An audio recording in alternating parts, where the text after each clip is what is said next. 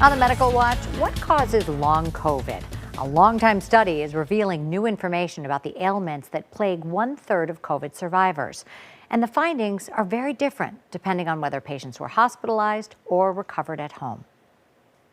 You had COVID in October 2020. Basically mild flu. To date, we have seen close to 2,000 patients in the clinic. Lightheadedness, shortness of breath. They've traveled from 31 different states across the country to Dr. Igor Koralnik's clinic at Northwestern Medicine in search of answers. We say COVID-19, we're in 2023. The neurologist and his team have learned a lot since the early days of the pandemic between May 2020 and August 2021. They tracked 600 COVID patients, taking a deeper look at their lingering symptoms, what's known as long COVID. Patients complain of brain fog, headache, muscle pain, trouble with smell and taste, numbness and tingling, blurry vision, and ringing in the ears, for the most part in terms of their neurological symptoms.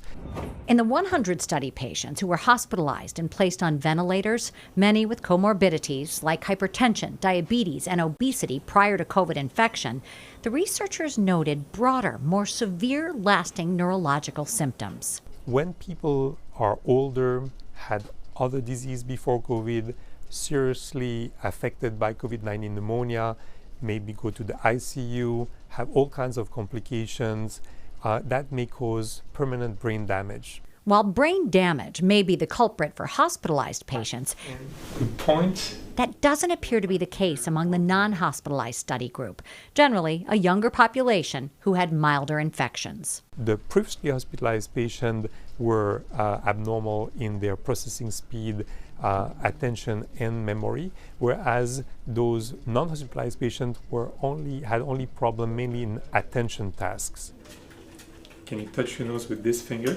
Dr. Koralnik says non-hospitalized patients with long COVID may have experienced an autoimmune response, which has been triggered by the virus confusing the immune system, that there's something abnormal in the body that needs to be attacked, or persistent infection with the virus in hidden reservoir in the body, for example, the gut or even the nasopharynx. The researchers hope the new information will help guide treatment for both patient groups. Those patients need to be analyzed differently. Those group of patients need to be analyzed separately and also treated with targeted intervention based on their exact problem.